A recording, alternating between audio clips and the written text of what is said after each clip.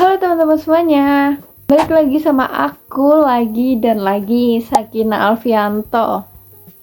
Nah, di video sebelumnya aku itu sudah membahas tentang estetika film Eropa. Nah, di video kali ini dengan topik yang sama tapi dengan judul yang berbeda. Di video kali ini aku ingin membahas tentang estetika film Jepang.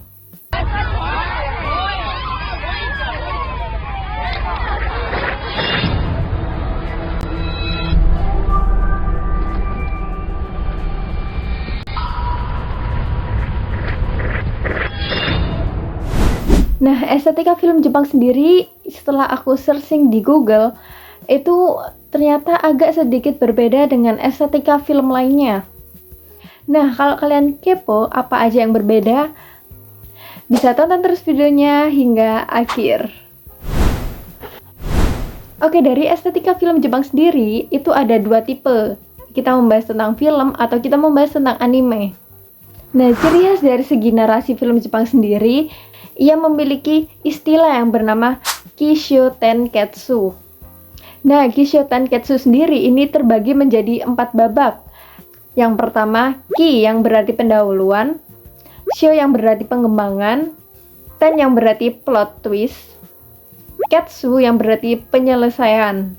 Dari sini sudah berbeda, karena ia mempunyai 4 babak sekaligus.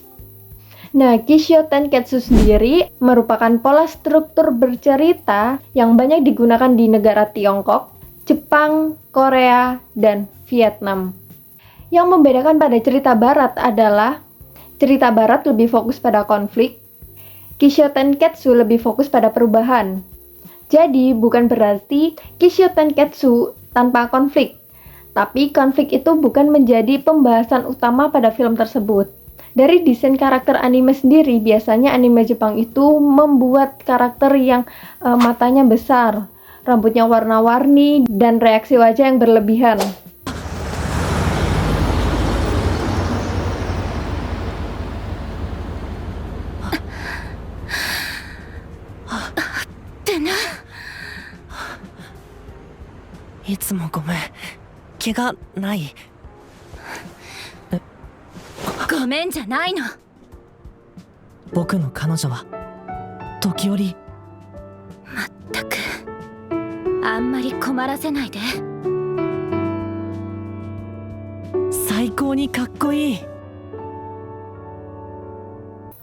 Lalu selanjutnya kita geser ke budaya dan sejarah.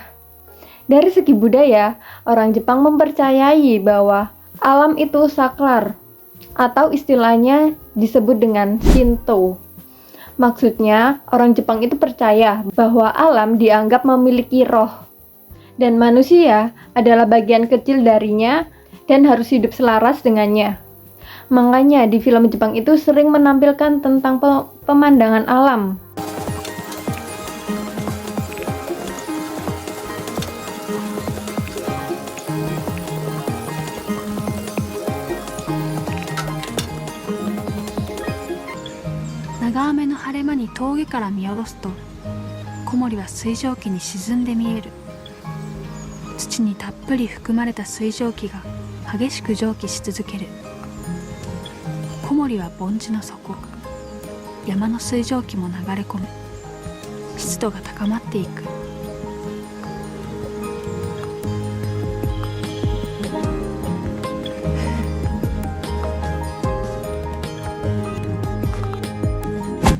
Lalu ada juga pengaruh teater tradisional.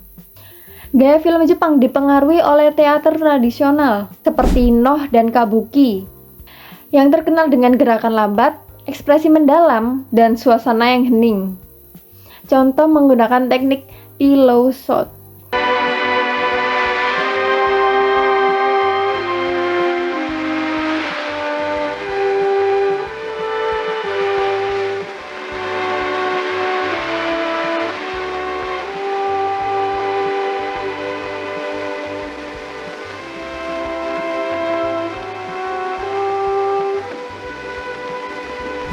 Nah, apa sih perbedaan pillow shot dan mah? Pillow shot sendiri adalah teknik pengambilan gambar benda mati seperti lorong, jemuran, dan lain-lain. Sedangkan ma adalah teknik pengambilan gambar yang dimana dalam film tersebut menampilkan karakter sedang berhenti sejenak atau tidak ngobrol sama sekali. Nah, selanjutnya kita geser ke sejarah. Nah, karena dulu negara Jepang ini ada kasus pengeboman di kota Hiroshima dan Nagasaki yang menyebabkan negara itu hancur lebur rata dengan tanah. Dan pemerintahan Jepang pun dianggap tidak tegas dalam mengambil upaya. Maka dari itu filmmaker dari Jepang itu membuat metaforis yang berbentuk Godzilla. Dan dari film Shin Godzilla sendiri itu bermaksud untuk mengkritik pemerintah karena lambat akan menangani masalah yang sedang terjadi di saat itu.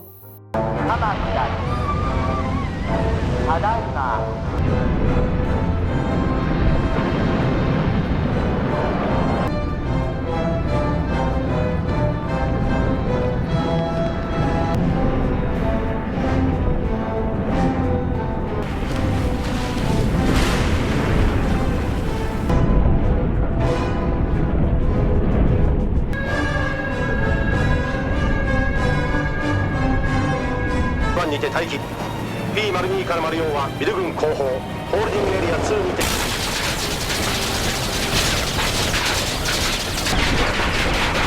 Oke, selanjutnya kita bahas penyutradaraan dan teknik pembuatan filmnya. Yang pertama ada gerak kamera lambat dan pengambilan jarak jauh. Sutradara sering menggunakan shot ini untuk memberikan kesan realistis dan memberikan penonton untuk mengamati detail lingkungan sekitar.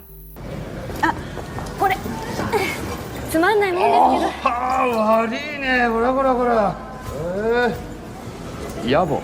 Hai. お疲れ様でした。いえいえ。あ、お願いしといたコーチの件なんですけど。コーチ、彼にお願いできんね。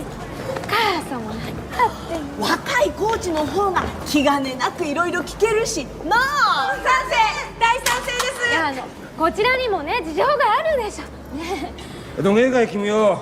こっちの練習との兼ね合いもあるし、最初持ちに来いじゃ。Selanjutnya ada teknik animasi terbatas. Untuk efisiensi waktu dan biaya, anime sering sedikit menggunakan gambar. Maka dari itu, Jepang disiplin akan persiapan yang matang dan maksimal dalam satu lokasi untuk beberapa keperluan. Lalu tujuan dari estetika film Jepang sendiri, yang pertama ia untuk menyalurkan emosi secara halus. Film Jepang dan anime Jepang tidak banyak menggunakan dialog, tapi ia lebih menggunakan ekspresi untuk menyampaikan makna dan pesan yang ingin disampaikan. Lalu film Jepang sendiri ia juga mengandung nilai budaya. Banyak film Jepang yang masih menggunakan pakaian tradisional dan seringkali menampilkan gaya hidup budaya dari wilayah tersebut. Lalu respon penonton sendiri diterima secara global. Tidak seperti anggapan kuno yang berbicara tentang kartun hanya untuk anak-anak. Jepang berhasil memikat semua usia karena tema ceritanya yang sudah matang.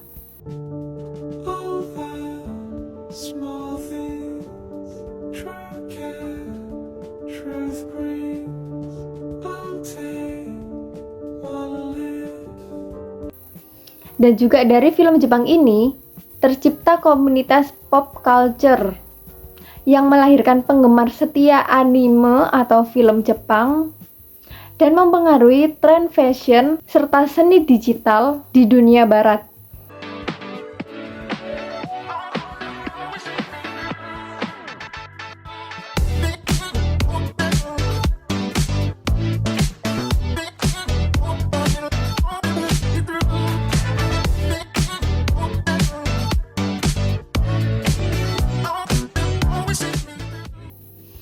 Oke, mungkin itu aja penjelasan dari aku tentang estetika film Jepang. Kalau ada suatu hal yang kalian belum paham tentang estetika film Jepang, bisa kalian tanyakan di kolom komentar di bawah ini. See you di video berikutnya. Dah.